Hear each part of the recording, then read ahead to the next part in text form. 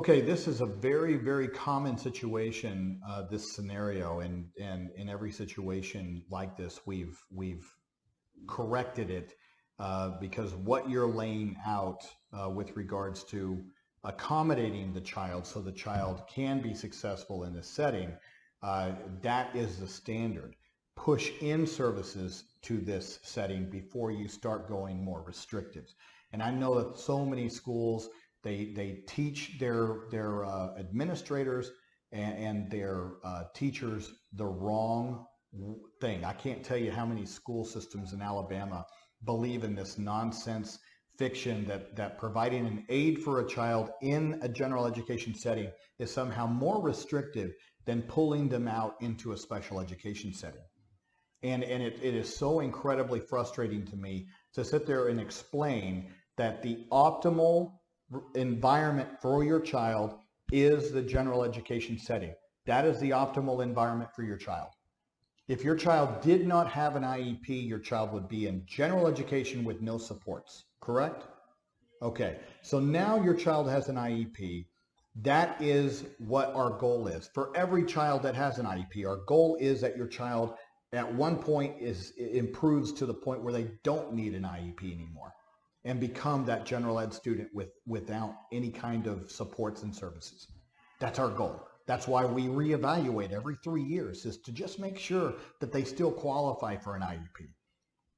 So if our optimal starting point for all children is a general education environment without supports, then at that point, that's the LRE. That's the starting point. So what would be slightly away from that optimal point? Still in general education, supports, accommodations. What is it that we can push into general education to keep the child in the optimal environment of general education? An aid would be an optimal thing to push into general education to have them there. The minute your child steps out of that general education setting, they are in a more restrictive setting. Many of our children require that. My daughter requires that, okay? But many students, they can't get their special education instruction, let's say in reading and math, in the general education setting because they need more of a small group or individualized approach. So they are pulled out of that environment to receive it in a separate location than this optimal, the optimal being general education.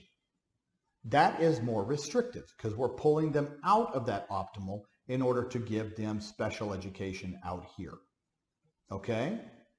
So anything pushed into general education is less restrictive. Anything outside of general education is more restrictive. So and that includes reducing the schedule, half days. Anything outside of that is more restrictive. Anything outside of general education is more restrictive. And then you can sit there and go all the way to homebound. That is more restrictive than a self-contained special education unit. A resource class where they go periodically through the day is less restrictive than a self-contained special education unit. So do you see how that goes from general education to a resource environment to a self-contained environment to a homebound setting, even to the point of let's say, an institution, a hospital, a mental health facility. That is even more restrictive than a home setting. Everything along that line and in between is called the Continuum of Alternative Placements. It has a name, guys, in the law. The Continuum of Alternative Placements. So in between general education and the resource room, there are a lot of little points along here, that are filled with different ideas and different things that the IEP team can consider. One of which being an aid. What can we do to provide the child in order for the child to be able to stay in this environment, the optimal of general education, to the maximum extent appropriate, which is what the law says.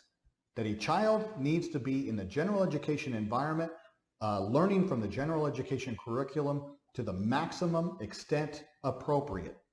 So how do you make that appropriate to the maximum extent? So the school systems that go, well, pushing an 8 in there, that's more restrictive. No, it's not. That's a lie. Stop lying to people. Stop lying to people.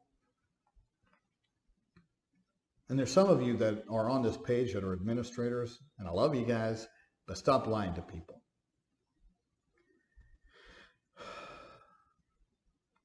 So in your situation as well, there would be concerns with anxiety, concerns with behavior that are impeding her learning because she can't be there or tolerate for the entirety of the time, which means that there needs to be social emotional services built into this. So you also need to bring in the support and the training of, let's say, a behavior analyst, a social worker, somebody who has the training to train the staff to work with your child for skill acquisition, but she needs to be supported during that time by another body to help guide and help be that resource within that general education setting.